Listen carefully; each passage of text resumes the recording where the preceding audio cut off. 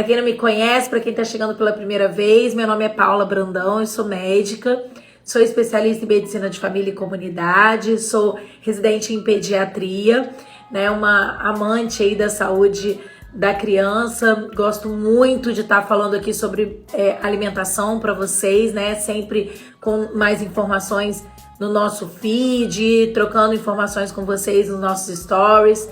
Então eu quero dizer que vocês são todos sempre muito bem-vindos aqui nas nossas lives semanais. É um prazer estar aqui com vocês, tá? E eu quero ver essa troca aqui com vocês através da nossa comunicação mais efetiva, que é o nosso coraçãozinho subindo, né, gente? Então, todas as vezes que vocês se sentirem de alguma forma tocados, que vocês sentirem que de alguma forma eu tô trazendo para vocês alguma informação que é pertinente, que é interessante, cliquem no coraçãozinho, faça esse coraçãozinho subir, tá? Para que eu possa entender que vocês estão aí do outro lado me dando aquele feedback positivo, né? De que vocês estão alcançando o que eu tô falando e que o nosso bate-papo tá gostoso. E também, através desses coraçõezinhos, a nossa live alcança cada vez mais e mais pessoas, né? Uma live com muitas curtidas, uma live bem comentada, é uma live que gira mais nas redes sociais e isso leva a informação para mais pessoas, porque esse é o nosso objetivo, né, gente? Como eu sempre falo para vocês, o conhecimento liberta e a gente está aqui para ajudar o nosso próximo de todas as maneiras possíveis que estiveram ao nosso alcance. Então eu tô aqui fazendo a minha parte, vocês vão estar aí do lado de fora, né, do outro lado, fazendo a parte de vocês e assim a gente vai estar ajudando mais e mais pessoas, tá bom? Além disso, eu quero saber de vocês, boa noite Aparecida, boa noite pessoal que tá entrando, eu quero saber de vocês de onde vocês são, né? Quais as cidades de onde vocês estão falando, porque a gente sabe que a gente acaba falando para várias regiões do nosso país, né? A gente consegue alcançar várias localidades, vários estados, e isso é muito bacana porque a gente vive num país continental, um país de muitas culturas e cada vez mais a gente tem a possibilidade de fazer essas trocas, né? Quando a gente fala de alimentação, especialmente, nós temos muitas culturas alimentares em diversas regiões do nosso país e isso é muito bacana porque isso traz uma diversidade muito grande. Então, muitas vezes, olha, Valinhos, São Paulo, que legal, Helenice, seja bem-vinda, viu? E a gente tem uma diferenciação muito grande em relação aos nomes que nós damos para os alimentos, aos nomes que a gente dá para as doenças, né? E isso enriquece demais a nossa conversa. Então, assim, sempre que eu falar sobre algum alimento, alguma coisa que vocês não estiverem entendendo, perguntem, tá bom? Ó, Várzea Alegre, Ceará. Olha que bacana, gente. São Paulo e Ceará. Olha que legal.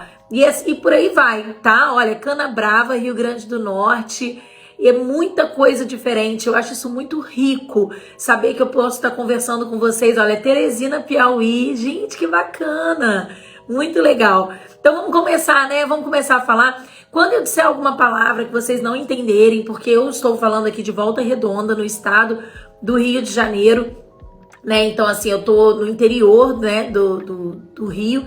Então, assim, pode ser que eu fale alguma coisa que não seja muito familiar para vocês. Então, perguntem, tá, gente? Desde que as perguntas estejam pertinentes à nossa live de hoje, que a gente vai estar falando sobre obesidade, sobre a relação dos alimentos com a obesidade, eu vou estar respondendo vocês na medida do possível, tá bom? Olha que legal, Serra Talhada, Pernambuco. Gente, tem gente de todo lugar. Que delícia! Tô muito feliz em ter vocês aqui, tá? É um grande prazer. Aproveitem também para compartilhar a live com outras pessoas. Vocês podem fazer isso de duas formas. Olha, Upanema, Rio Grande do Norte. Vocês podem colocar, compartilhar com as pessoas clicando nessa setinha que tem na parte de baixo, parece um aviãozinho, e aí vocês compartilham com as mães, os pais, avós, os cuidadores das crianças que vocês têm carinho, né, que vocês querem ajudar. Ou vocês podem também escrever a arroba da pessoa aqui nos nossos comentários, que essa pessoa também vai receber uma notificação e vai poder participar aqui com a gente. Aproveita que a gente está no início, né? Já compartilha logo, já convida as pessoas logo pra gente poder levar esse assunto para todo mundo, tá bom? Então vamos lá, vamos começar. Gente, Existem alguns dados muito recentes no Brasil que dizem que a cada 100 crianças, 16 estão acima do peso.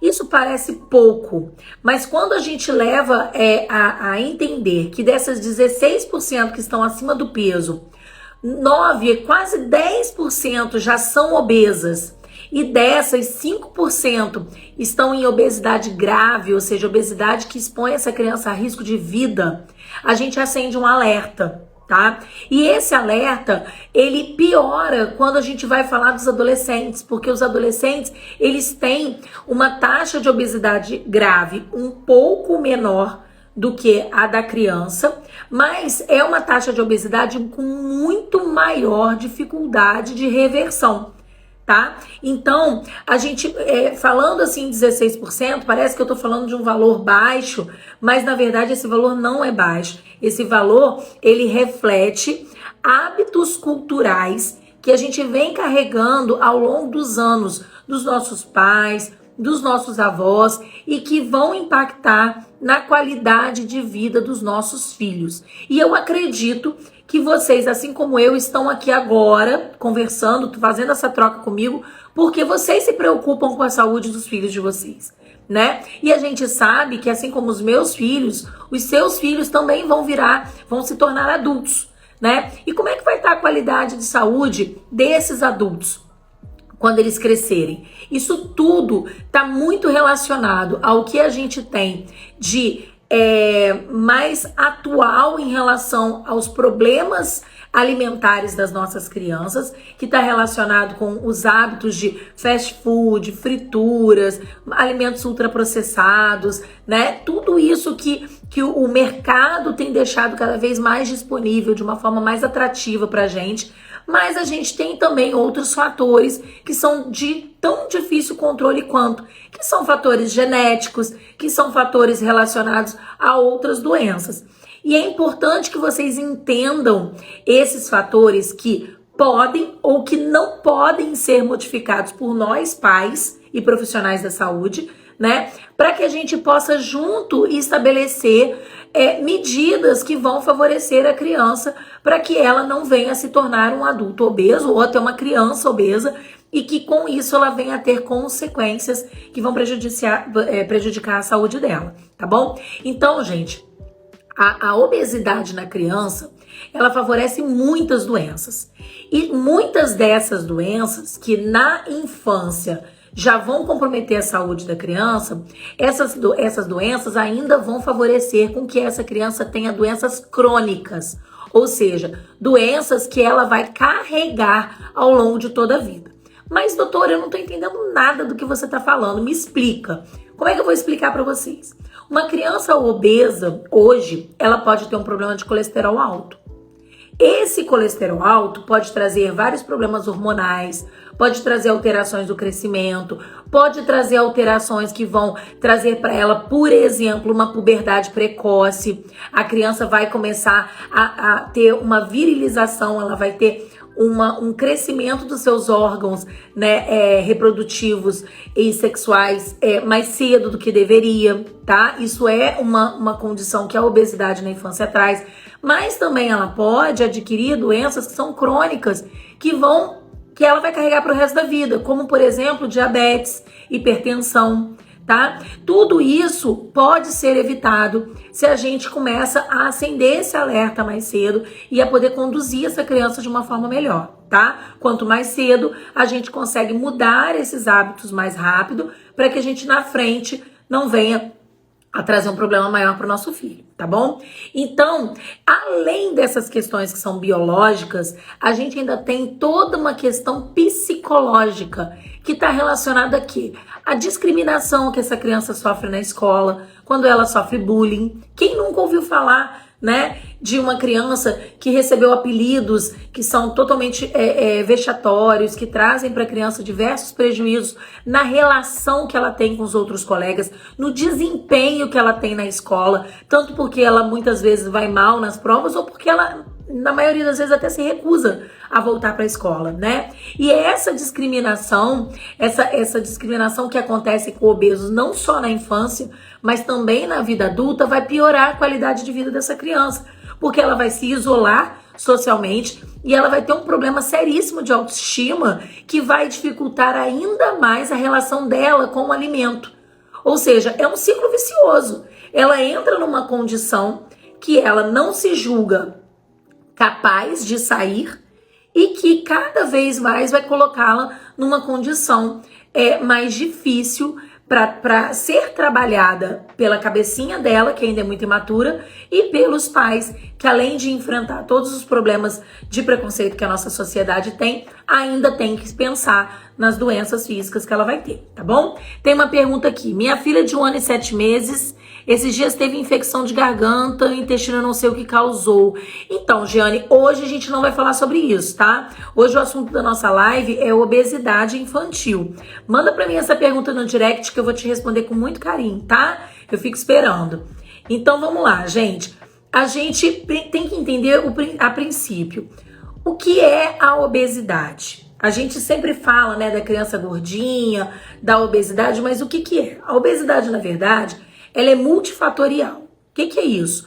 Ela não depende de um fator isolado, que é, por exemplo, o aumento do peso, tá?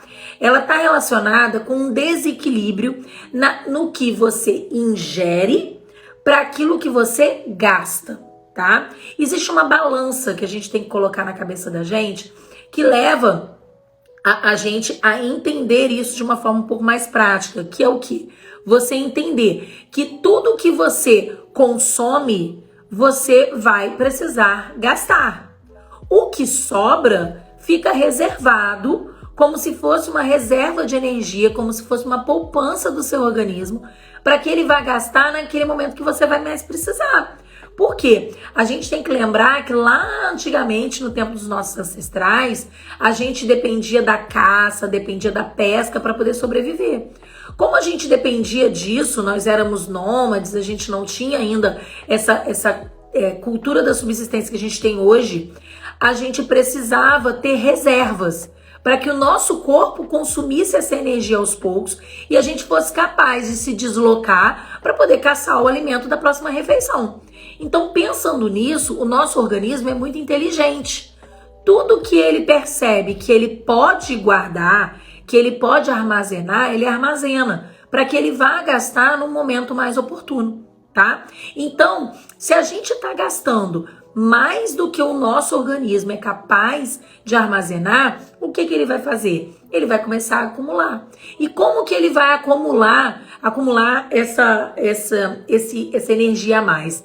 Na forma de gordura, tá bom? Então, se a gente, na verdade, gasta mais do que a gente ingere, a gente vai começar a emagrecer ou a manter o nosso corpo numa conformação mais que a gente chama de eutrófica, tá? Que é aquele corpo da pessoa ali dentro da normalidade no gráfico de crescimento e desenvolvimento, tá? Não vamos esquecer que a gente está falando aqui de crianças.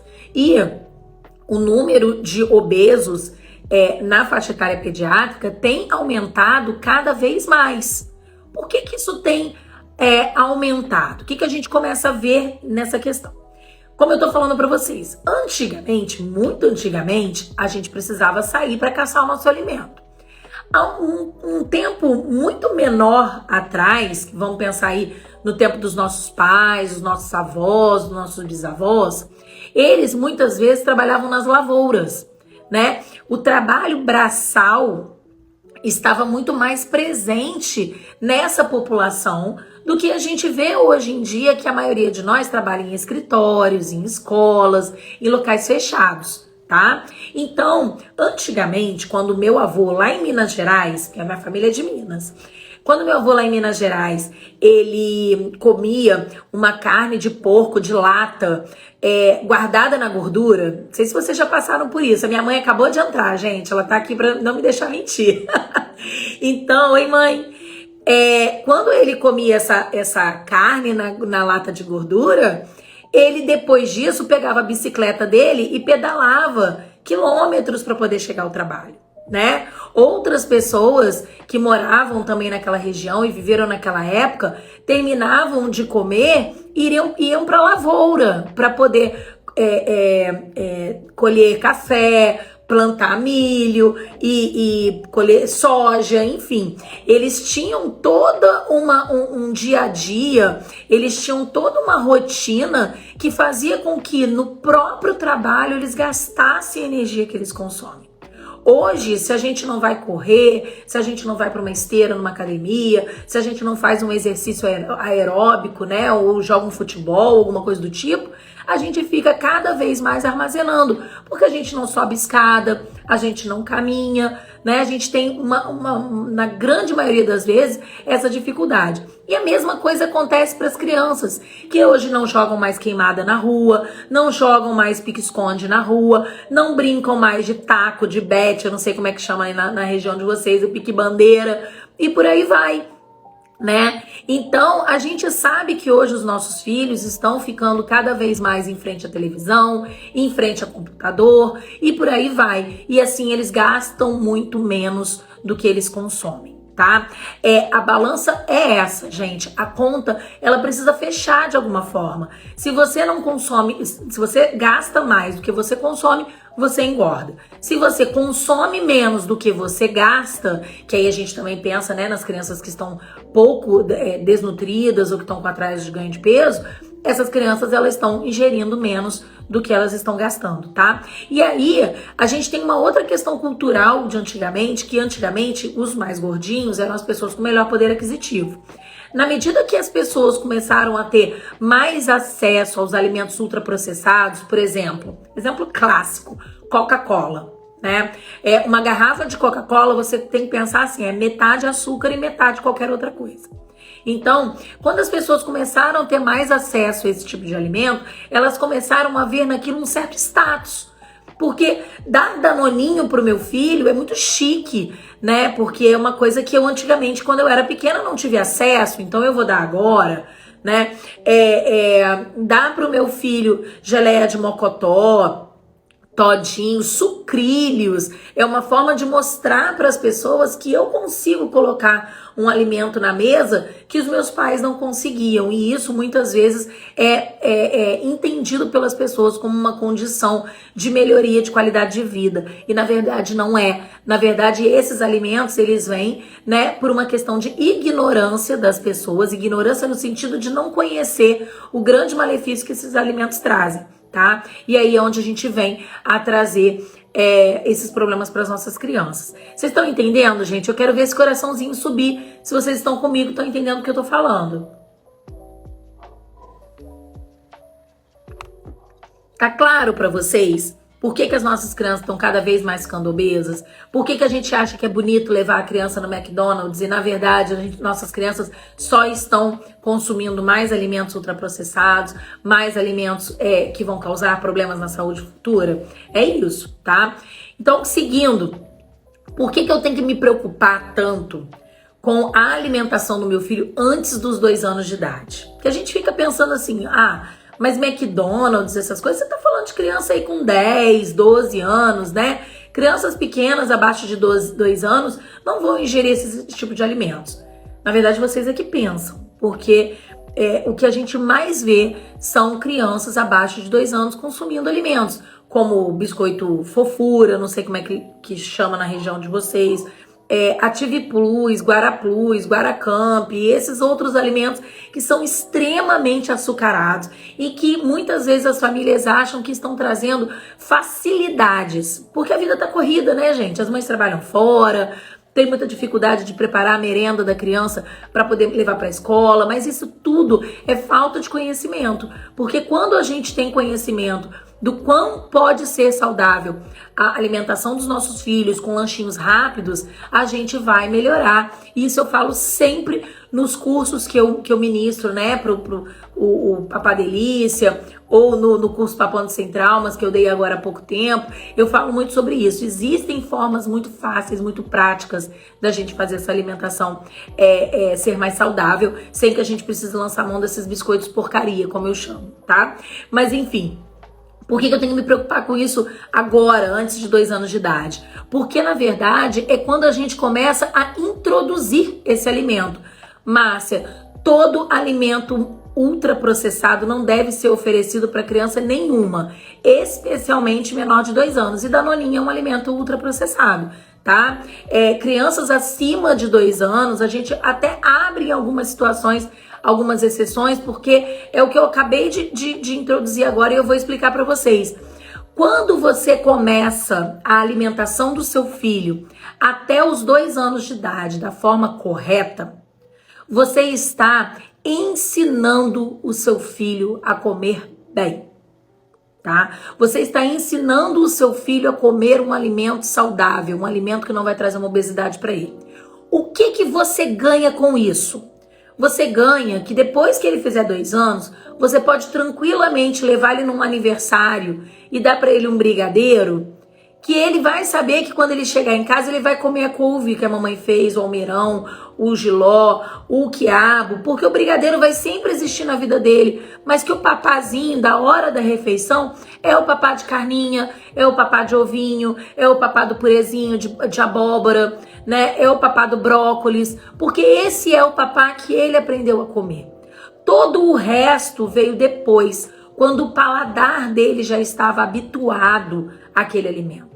Então, por isso a gente não deve dar Danoninho, não deve dar nenhum desses outros alimentos para crianças abaixo de 2 anos, tá? A gente tem que pensar que a criança que ela é levada com aleitamento materno exclusivo, né, preferencialmente, salvo as exceções que a gente sabe que existem de mães que não podem, por outros motivos, amamentar a criança até 6 meses de idade, essas crianças que chegam aos 6 meses com aleitamento exclusivo, que começam uma introdução alimentar errada, ela vai ficar com todos esses malefícios lá pra frente e vai ficar com muito pouco dos benefícios que o aleitamento exclusivo trouxe para ela até então. Então a gente não pode nadar e morrer na praia. Você vai muito bem porque você tá ali deixando o seu filho só no peito. Ah, agora que ele começou a comer, pronto, abriu a porteira, vou dar pra ele tudo que, né, é o Danoninho que vale por um bifinho, é o Todinho companheiro de aventuras, é o Sucrilho energia que dá gosto, o Sucrilho desperte o tigre em você, né? E por aí vai, gente, são os jargões que a indústria alimentícia usa para fazer com que o seu filho deseje, que queira consumir alimentos que são impróprios para ele, tá? Então não se sintam, como que eu vou dizer assim, isolados socialmente quando vocês veem que o filho de alguém que convive com vocês consome Danoninho e ele adora Danoninho, porque Danoninho... Gente, isso não traz benefício para as crianças, tá? Pelo contrário. Existe forma da gente fazer o Danoninho de inhame, que eu tô colocando no meu e-book, que eu vou lançar para vocês em breve, que ele pode ser feito de uma forma mais caseira e que ele vai trazer um alimento saudável para o seu filho com um saborzinho muito parecido do Danoninho. E aí, essa questão de sabor, gente, é uma coisa que precisa ser batida com vocês. É uma coisa que eu sempre falo em todas as lives. A gente pensa que a criança não vai gostar de determinado alimento porque esse alimento não é doce suficiente ou porque esse alimento não está salgado o suficiente. Mas é muito importante que vocês entendam que quando a criança nasce, ela não conhece paladar nenhum. Ela não conhece gosto de sorvete. Ela não conhece gosto de chocolate. Então, para ela ingerir um brócolis sem sal, sentindo o sabor do brócolis, vai ser um aprendizado que vai fazer com que ela goste daquele sabor do brócolis. Porque ela não conhece o sabor do chocolate. Então, quando você prova esse alimento e você fala assim, ai, que gosto sem graça, é porque você está viciado. Porque o açúcar vicia. E você já viciou o seu paladar no paladar doce, no paladar salgado. E não no tempero do alimento, que são os temperos com cebola, alho, ervas e por aí vai. Tá bom? Então, gente, a gente sabe que existe toda essa questão da balança. Vocês estão comigo? Estão entendendo? Clica aí no coraçãozinho pra gente poder estar juntinho, tá? Então, tem toda essa questão da obesidade que tá relacionada aos hábitos que a gente pode mudar, né? E os hábitos que pesam também do outro lado da balança, que estão relacionados à questão da genética. né? E muitas vezes as pessoas perguntam, e me perguntaram isso na caixinha de perguntas, eu tô trazendo para vocês agora aqui a resposta, né? Que a genética, ela é sim um dos pilares da obesidade. A genética está presente tanto quanto a ingestão de calorias em excesso, né? A ingestão de alimentos em excesso, com o gasto energético, que são os exercícios físicos e a movimentação da criança é ineficiente. Então a balança pesa também pro lado da genética, tá? A genética, ela meio que dita a regra de como que o corpo do indivíduo funciona, tá? É aquela questão do metabolismo mais acelerado, metabolismo mais lento. Isso ela vai ditar, sim. Agora, a capacidade que você, pai e mãe, vai ter de raciocinar sobre os hábitos alimentares e os hábitos de exercício físico que você vai implantar na vida do seu filho é o que vai pesar positivamente na balança para que seu filho não se torne um adulto obeso ou não se torne uma criança obesa, que pior ainda, tá? Que aí ela vai começar essa obesidade ainda mais cedo. Então, a genética existe, mas ela jamais vai ser determinante. Então, não façam, pelo amor de Deus, da genética uma muleta. Tipo, não, eu sou gordinha, o pai é gordinho, o meu filho vai ser gordinho também. Não é assim que funciona, tá? Como que isso funciona? Você tem a questão genética que vai modular a forma como o organismo do seu filho se comporta, e você, como ser pensante, né, e que tá aqui comigo, pegando essas informações, aprendendo a mudar os seus hábitos de vida, você vai ajudar a conduzir a saúde do seu filho de forma que a genética não pese na balança e não faça com que ele seja uma criança obesa. Tudo bem? Então, gente, é importante que vocês saibam que existe essa questão genética, mas que ela jamais vai determinar, né? Você não vai permitir que a genética sentencie o seu filho a ser ou não uma criança obesa, tá? Não vamos deixar que isso aconteça, tá? Então, o que acontece quando a gente ganha peso? No nosso corpo, a gente tem células que acumulam energia, tá? Essas células são células de gordura, na sua maioria, elas se armazenam também de outras formas, mas o que leva a gente à obesidade são essas células de gordura, tá? Elas se chamam adipócitos. E aí, quando você começa a desequilibrar essa balança, consumindo mais do que você gasta, essas células de gordura, elas começam a crescer. E à medida que essas células de gordura crescem, elas começam também a se multiplicar. Com isso, o seu filho começa a não caber mais nas roupas. E ele não está cabendo mais nas roupas porque ele está crescendo. Ele não está cabendo nas roupas porque ele está engordando.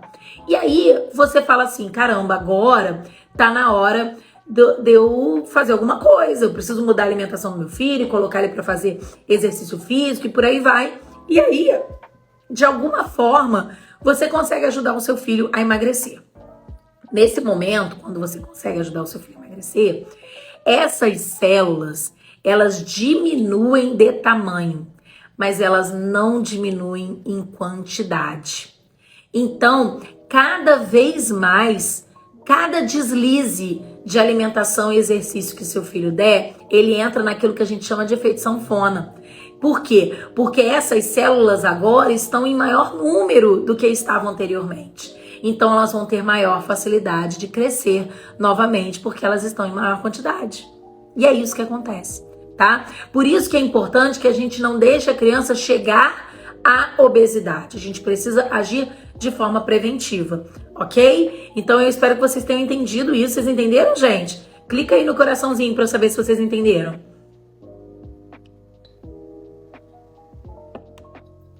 Esse acúmulo de tecido adiposo, acúmulo de gordura, ele acontece principalmente de duas formas. Ele pode estar sendo armazenado na região do quadril, que é a região normalmente que as mulheres mais velhas acumulam, que as meninas começam a acumular na região da adolescência, que é aquele corpinho de pera. Ou ele pode começar já a se acumular na região abdominal, que é o que a gente chama da forma de maçã, né? Que é aquela forma que fica ali na região da barriga. Essa forma de pera, ela é também uma forma de obesidade, é uma forma que a gente tem que combater. Mas essa forma de maçã, onde a gordura se acumula na região da barriga da criança, é uma gordura que traz muitos perigos, porque ela aumenta a quantidade de gordura não só na pancinha, mas também nas vísceras.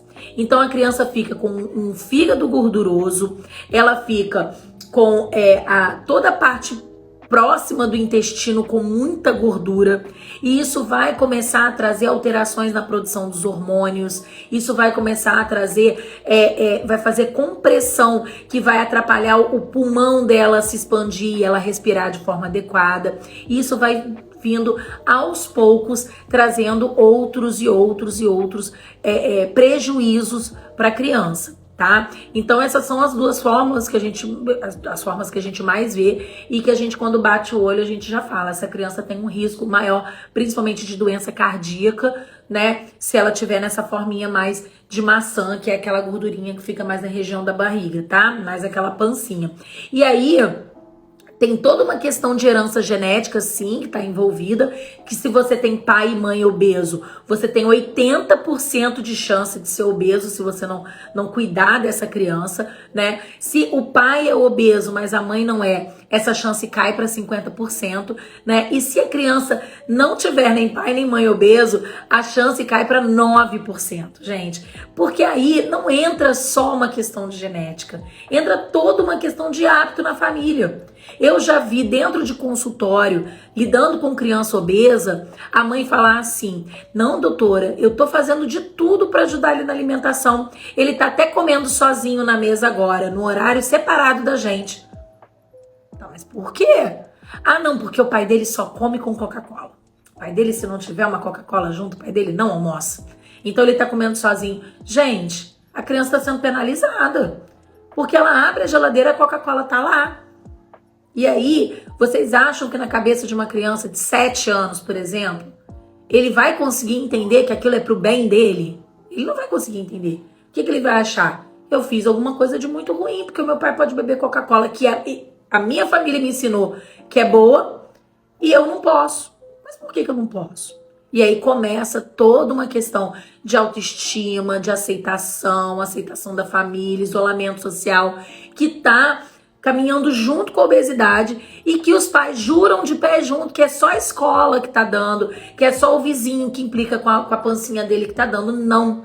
Esse preconceito, esse isolamento, ele começa dentro da casa da criança. Quando os pais compram um doce e não deixam a criança comer, tá? Quando os pais proíbem a criança de comer e o alimento está à disposição dela. Então, se você quer mudar os hábitos dentro da sua casa, começa a não colocar o alimento dentro da sua casa. Porque aí a gente começa, em algumas situações, fazer algumas exceções até para a criança. Por exemplo, crianças que já estão em acompanhamento para obesidade, que estão ali com o colesterolzinho dela, já está começando a chegar no jeitinho, né? Uma criança que não tem nenhuma outra doença associada, ela pode, mesmo ainda estando obesa, no final de semana, comer uma pizza, fazer um lanche diferente, tomar um refrigerante no aniversário do coleguinha. Por quê? Porque a gente sabe que durante a semana essa família está conseguindo manter uma alimentação saudável para ela dentro de casa, e aí essa criança, ela está sendo reeducada, né, de forma a saber que tudo nessa vida depende de moderação e que o excesso é que traz os malefícios para a criança. É o excesso que mata, é o excesso que adoece, tá? Então, isso tudo, gente, parte de dentro de casa, tá? Primeiro, se a gente for levar em consideração que a criança não trabalha fora, né? Não é ela que faz as compras da família. Então, se a gente começa a entender por esse lado, muita coisa já começa a clarear. E eu acho que nós, como pais responsáveis, a gente tem que entender que nós somos, sim, né, agentes de mudança na vida dessa criança. Não adianta a gente querer se eximir. E isso é pai, mãe, irmão mais velho, porque, não, mas ela tem os irmãozinhos lá que são mais velhos, eles comem. Mas eles comem por quê, gente? Não é porque eles são mais velhos que a alimentação deles, então tá tudo ok, eles podem comer um monte de porcaria, né? Tá ruim pra eles também. Isso não é feito de forma abrupta, mas isso precisa ser feito para que a gente possa evitar essas condições que não estão relacionadas só à obesidade, mas hoje a gente está falando sobre isso, tá? Um ponto muito interessante é a questão de você achar que o tratamento não está dando certo. Quando você começa a fazer uma mudança de hábito para o seu filho, que você começa a levar ele para praticar exercício físico e você começa a mudar a alimentação, ele começa a perder peso, tá? Muitas vezes a criança nem perde peso, mas ela deixa de ganhar, porque ela está em fase de crescimento. Essa criança vai continuar crescendo, ela vai continuar ganhando peso, porque ela precisa crescer, ela vai ser um adulto, né? E aí a gente precisa entender que as nossas crianças, para que elas se tornem adultos, elas vão precisar ganhar peso. Isso é fato. A questão é, através dos gráficos de crescimento e desenvolvimento, a gente vai saber o quanto que esse crescimento e desenvolvimento está adequado para aquela fase de vida da criança. Então, muitas vezes, você vai começar a fazer a dieta com seu filho, né? Não é nem a dieta, né? Mas é a reeducação alimentar. Você vai começar a reeducar o seu filho, você vai começar a colocar o seu filho para fazer exercício e você vai ter a sensação de que não está resolvendo, de que não está funcionando. Por que isso? Porque o nosso organismo, ele é esperto e a nossa genética é sacana. Por que eles fazem isso? Porque eles querem fazer com que o seu organismo armazene a energia. Lembra que eu falei lá atrás que o nosso corpo precisa gastar energia para que a gente possa ir lá caçar o nosso alimento? Então ele vai, de fato, tentar armazenar. E aí, por conta disso, o acompanhamento profissional é tão importante. E é um acompanhamento multidisciplinar. Acompanhamento médico, acompanhamento com nutricionista, acompanhamento com psicólogo, se for o caso, e por aí vai, tá bom? Como melhorar a seletividade alimentar? Minha filha só tá comendo massa. Hoje o nosso assunto não é sobre seletividade alimentar, mas é importante você fazer essa pergunta, porque na verdade a seletividade alimentar, ela tá muito envolvida com a questão da obesidade, né? Para você ver, sua filha só está comendo massa basicamente composto de carboidrato, né? Muitas vezes vem gordura associada. Então, isso pode trazer para ela como consequência a obesidade. Então, existem várias estratégias. Eu tive agora concurso para Ponto Central, mas recentemente que a gente falava exaustivamente sobre isso. Vou estar trazendo esse assunto para vocês também em outros momentos, mas assim, a principal questão que a gente precisa fazer para lidar com a seletividade alimentar e melhorar a seletividade alimentar é entender o porquê que a criança não aceita aquele alimento e também saber quem somos nós na fila do pão, né? Quem somos nós na fila do alimento? Que tipo de alimento que a família está consumindo na presença dessa criança? Porque muitas vezes a seletividade, ela tá tão enraizada na família que a própria família não percebe. E aí é todo mundo seletivo e ninguém se dá conta disso, tá bom? Isso tudo é muito importante. Então vamos lá, gente. Pra gente poder continuar, a gente precisa entender que pra gente diagnosticar a obesidade, para a gente entender se essa criança é obesa ou não, a gente precisa adquirir dela os dados antropométricos. O que são os dados antropométricos? A gente precisa saber qual o peso que essa criança tem, tá? Mas não é só o peso isolado. Entendam, em se tratando de criança, em se tratando de pediatria, saber isoladamente o peso da criança não serve para nada. Tá?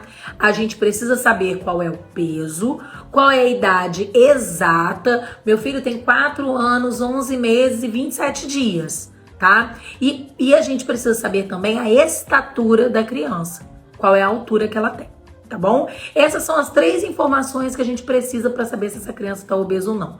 Meu filho tem 4 anos, pede direto banana depois das 9 da noite. Fico com medo. Pode. Depende de tudo que ele comeu durante o dia, Raquel. Depende de como é a alimentação dele durante o dia. E depende de que horas ele vai dormir. Se ele pede depois das 9 a banana, mas ele dorme 9h30, talvez seja um pouco pesado para esse horário, tá? O ideal é que o seu filho coma mais cedo para que ele possa dormir mais cedo, tá bom? Isso também tá muito relacionado à questão dos hábitos alimentares, tá?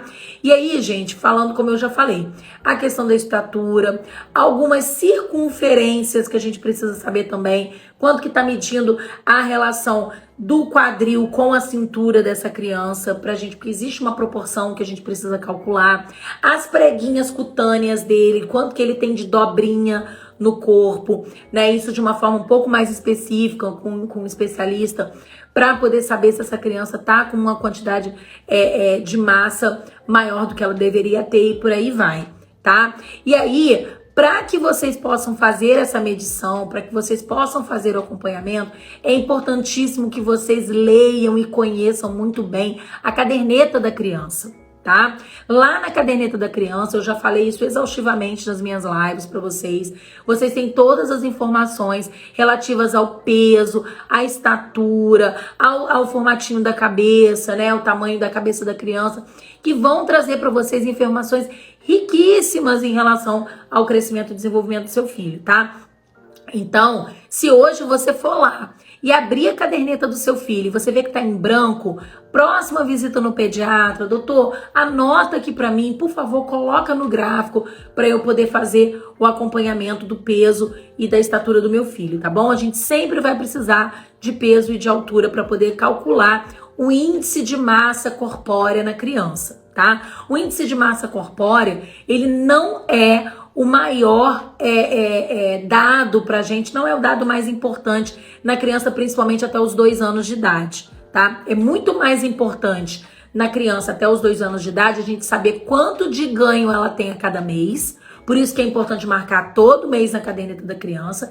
E é muito importante pra gente também saber como que ela tá dentro do gráfico, tá? Esse gráfico é um gráfico da Organização Mundial da Saúde, não é um gráfico feito pela papelaria que imprimiu ali a caderneta da criança, nem pelo Ministério da Saúde, tá? Então isso é baseado em dados internacionais, em estudos científicos e que é muito importante para a gente poder acompanhar e saber se essa criança está com desenvolvimento legal, tá bom? Então, o que a gente tem que lembrar quando a gente faz essa aferição e a gente descobre, por exemplo, que o nosso filho está acima do peso? A gente tem que pensar, em primeiro lugar, se existe alguma doença que está sendo associada a esse ganho errado de peso, tá? Esse ganho excessivo. Porque a gente está falando muito sobre alimentação, mas existem sim doenças que fazem com que a criança ganhe peso excessivamente. Então, a partir do momento que você descobre que o seu filho está acima do peso, é importante que você passe por um pediatra para que ele te ajude a entender a causa da obesidade, tá? Porque, na verdade, ela pode ter uma doença que está levando a esse ganho exagerado? Sim, mas essa criança sua que você às vezes acha, né, que tá com um peso muito aumentado, quando você vai ver a estatura dessa criança e você vai colocá-la no IMC, é totalmente diferente. Por exemplo, eu tô vendo uma pergunta aqui, ó. Qual o IMC ideal para uma criança de 6 anos? Depende. Depende se é uma menina, depende se é um menino, depende do peso, depende da altura, tá? Quando você faz o cálculo de IMC e você joga no gráfico, aí sim você vai saber, né? Porque meninos crescem diferente das meninas. E aí quando você joga no gráfico, você tem essa informação, tá? E isso tem que ser feito de tempo em tempo, tá bom? Para uma pessoa, uma criança de 6 anos, você jogando no gráfico, você vai ter lá direitinho o IMC adequado para ela, tá? Porque as crianças, elas além de ganhar peso, elas precisam crescer em altura. Quando a criança começa a só ganhar peso e ela não cresce, esse IMC desequilibra. E aí, quando esse IMC desequilibra, ele costuma aumentar. E aí, esse IMC aumentando, quando você percebe que ele tá alto demais, a gente começa a precisar lançar mão de outras informações para saber se esse problema está no ganho de peso ou se essa criança está com um ganho de estatura errado, desacelerado. É uma criança que não está crescendo como deveria. E aí ela engorda, porque ela há de engordar ao longo da vida, mas ela não está crescendo. E aí a gente começa a pesquisar o quê? Pesquisar a doença. Então é por isso que é importante. A gente tem que pensar que, enquanto pai, tá, gente? Esquece a pediatra, vamos pensar agora em pais e mães, tá? O que vocês precisam saber é que você tem o peso e a altura do seu filho anotado na sua caderneta periodicamente. E que isso está sendo acompanhado por um pediatra, tá bom? A partir do momento que você aprende a ler o gráfico da caderneta da criança, eu já ensinei isso para vocês, eu já fiz e-book para vocês, né? Posso fazer de novo se for da vontade de vocês, mas enfim. A partir do momento que vocês aprendem isso, vocês conseguem, ao longo da vida da criança, ir acompanhando idade a idade sem dificuldade nenhuma. E aí vocês vão começar a perceber se é o peso que tá baixo ou se a estatura que tá baixa ou se é o peso que tá alto, tá? Para vocês poderem colocar isso na balança e ter uma ideia aí do que tá acontecendo para poder investigar a causa desse desequilíbrio, ok? Então isso é que é mais importante. A criança, ela vai crescendo ao longo dos anos. E aí, esse crescimento, ele se desacelera em algumas partes da vida e ele acelera em outras. A criança, no primeiro ano de vida, ela cresce muito. Depois ela desacelera. Depois ela vai crescer de novo quando ela chega na puberdade, tá? E isso a gente precisa saber através dos gráficos. Porque tá lá, tá explicadinho, tá fácil para vocês. Não tem muito mistério, tá bom? Quando você não tem o gráfico da criança, pede no seu posto de saúde. Hoje em dia tem a caderneta do adolescente. Se você tem filho aí acima de 10 anos e você perdeu a caderneta dele, não tem a caderneta dele, pede no seu posto de saúde, tem a caderneta do adolescente. Porque além do gráfico, ela traz outras informações que também são importantíssimas, tá bom? E aí, se essa criança tá gordinha, mas ela tem um crescimento normal, ela provavelmente vai equilibrar essa balança. Provavelmente ela vai equilibrar esse cálculo. Agora, se ela for obesa, mas o crescimento dela não está normal, a gente tem que começar a pensar em algumas doenças associadas. Doença da tireoide, doença de glândulas que produzem alguns hormônios, tá? E por aí vai. E aí, quando você começa a ver que essa criança está obesa, começam a aparecer também os sinais de obesidade. Quais são os sinais de obesidade? Se a criança começa a aumentar a glicose no sangue, ela começa a aumentar a pressão, ela começa a ter problema do coração, ela não consegue mais subir uma escada, ela não consegue mais fazer um exercício na escola, ela começa a aparecer com colesterol alto, começa a ter uma maior incidência de problemas respiratórios, problemas para dormir, ela ronca, ela não dorme bem, ela começa a ter problemas na pele fica muito ressecada, começa a ter um escurecimento nessa região aqui do pescoço. Observem seus filhos, né? Fica com uma parte amarronzada aqui no pescoço, na axila começa a ficar mais escuro, né? Isso tudo é um sinal de que seu filho está começando a fazer uma resistência à insulina. E isso vai levá-lo, consequentemente, a um diabetes. Tá? Criança que aparece com muita infecção fúngica, meninas gordinhas que tem muito corrimento, tá? Isso pode estar relacionado a diabetes, doenças gastrointestinais que estão relacionadas a aumento de gordura no fígado e de uma forma mais assim acentuada e mais crônica até o câncer, tá? Então isso tudo tem que ser muito observado, muito avaliado, porque são coisas que realmente podem trazer perigo muito grande.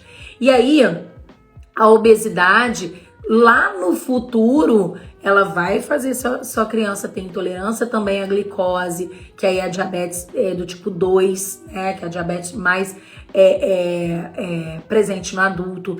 Ele vai ter hipertensão, ele vai ter dislipidemia. O que é dislipidemia? Que é um conjunto de coisas que estão relacionadas à pressão alta, colesterol alto, obesidade, etc. Né? A síndrome do ovário policístico, que vocês já ouviram falar em algum momento da vida de vocês, né? Doenças de pedra nos rins também está relacionado à obesidade. Tudo isso está relacionado à obesidade, tá? E aí é importante que vocês saibam que o adolescente hipertenso, a grande causa é a obesidade, tá? Então, assim, é o campeão. Chegar a criança 14, 15 anos, começa a fazer pressão alta, pode ver que essa é uma criança que está acima do peso, tá? Então esses são os malefícios que a gente vai encontrando aí. E como que a gente trata essa criança? Como é que a gente faz o tratamento dessa criança? Como eu já falei para vocês anteriormente, tratamento multidisciplinar, levantando junto com essa mãe, com essa criança, porque a gente não tem fórmula mágica. A gente precisa, enquanto profissional de saúde, entender em que ambiente essa criança vive, se ela pratica ou se ela não pratica exercício, quando que essa obesidade começou, se essa obesidade está associada a algum outro problema, como pressão arterial, ou alguma outra doença que essa criança já nasceu com ela, né? Crianças que tomam muito corticoide, que fazem uso de medicações por tempo, né, prolongado, e por aí vai. Saber se ela tá fazendo atividade física diária, se ela tem algum distúrbio de comportamento, porque essa criança pode ter um distúrbio de comportamento que leve à seletividade alimentar e que justifique dessa forma esse hábito alimentar que leva ela a não comer adequadamente e, portanto, se tornar obesa, né? A escolaridade da família, porque o grau de entendimento da família sobre as coisas impacta diretamente em como elas comem. E aí a gente faz o acompanhamento também com o nutricionista, que ajuda nessa questão da montagem da dieta, o pediatra vai orientar em relação aos hábitos mais saudáveis, né? Enfim, mudança comportamental, né, gente? Estilo de vida, atividade física, né? Fazer essa mudança de forma gradativa, porque a criança não entende das coisas conforme os adultos entendem. Vocês estão comigo, gente? Estão entendendo? Estão assimilando? E quando eu falo mudar de hábito, não é colocar um prato cheio de brócolis na frente da criança, ela come, né? É você mudar o ambiente em que ela come, tornar essa comida agradável para ela, como eu digo no curso, seduzir a criança para que ela veja a mágica ali acontecendo, né? Que ela que a refeição se torne algo interessante, se torne algo prazeroso para essa criança, e não que ela seja distraída por outras medidas que não vão melhorar em nada a relação dela com o alimento, tá? Outras questões são relacionadas também ao consumo de água junto com o alimento, que há controvérsias, alguns nutricionistas são a favor, outros contra, alguns pediatras são a favor, outros contra, né? Eu, na verdade, não sou contra ao consumo de água durante a refeição.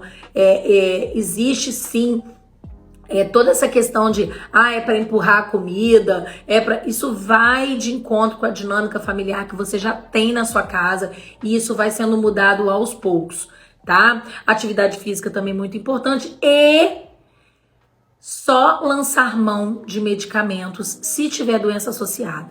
Não existe medicação para reduzir apetite de criança que não vá trazer um efeito colateral grave.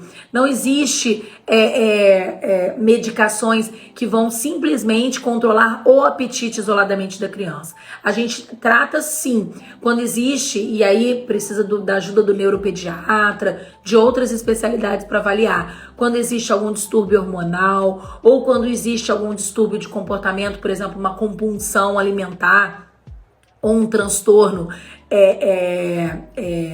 que traz para essa criança algum tipo de mania ou algum tipo de comportamento em relação ao alimento que é nocivo e que leva à obesidade, tá bom? E cirurgia eu não preciso nem falar, né, gente? Isso é coisa para adulto. Criança não faz cirurgia bariátrica, né?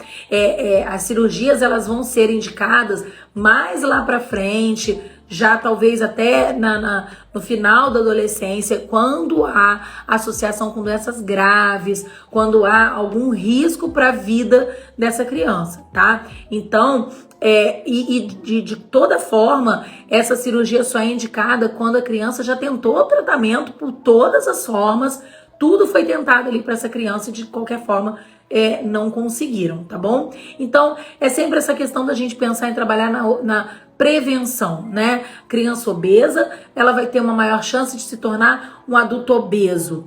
O aleitamento materno é o primeiro passo para você evitar a obesidade no futuro.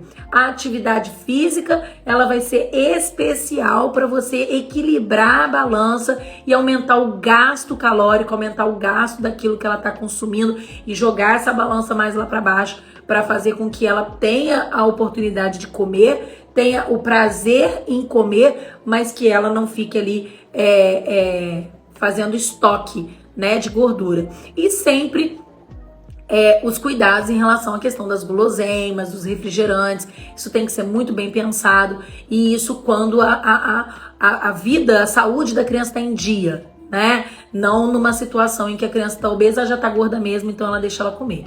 que é o que a maioria das vezes a gente ouve falar. Então, todo esse trabalho, ele é muito importante na alimentação do consumo de gordura, né? Escolhendo sempre uma carne mais magra dentro da possibilidade da família, né? Optando pelos legumes e pensando na forma como você prepara esse alimento. Se você puder pegar esse ovo e fazer um ovo mexido ao invés de fazer um ovo frito na gordura, sempre optar por fazer dessa forma. Enfim, é uma questão de educação que passa muito mais pela cachola do papai e da mamãe do que pela criança, porque a criança, ela vai na onda, ela vai surfando à medida que a gente torna tudo isso, né, agradável para ela. Vocês estão comigo, gente? Vocês têm alguma dúvida? Querem perguntar alguma coisa sobre isso?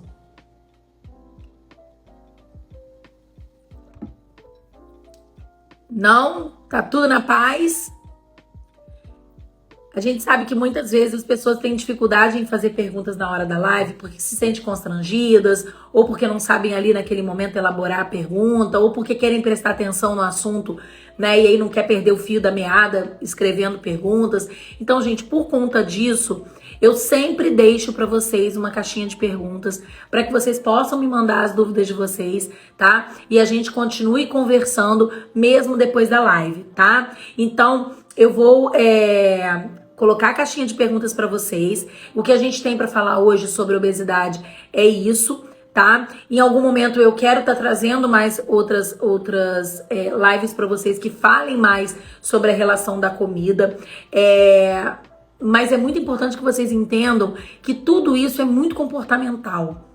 Tudo isso está muito ligado aos hábitos que nós temos e que a nossa vida corrida, a nossa dificuldade, porque a gente tem que trabalhar, porque a gente tem que prover para os nossos filhos, né, levar o sustento para as nossas crianças, muitas vezes atrapalham com que a gente tenha, né, aí uma oferta de alimentos mais saudáveis. Mas isso tudo é possível de mudar. Falo sempre isso nas lives, falo sempre isso nos meus cursos, quando a gente tem método, quando a gente faz as coisas de uma forma orientada, tá? Então é por isso que eu tô aqui, para poder estar ajudando vocês cada vez mais. Tô muito feliz com a presença de vocês aqui comigo. Gente, eu quero agradecer. Muito obrigada pela presença de vocês. É um prazer. Espero vocês na caixinha de perguntas. E não esquece de deixar o seu like lá no meu feed, tá? Aqui na live, para que essa live possa circular aí para o maior número de pessoas possível, tá bom? Um beijo, fiquem com Deus.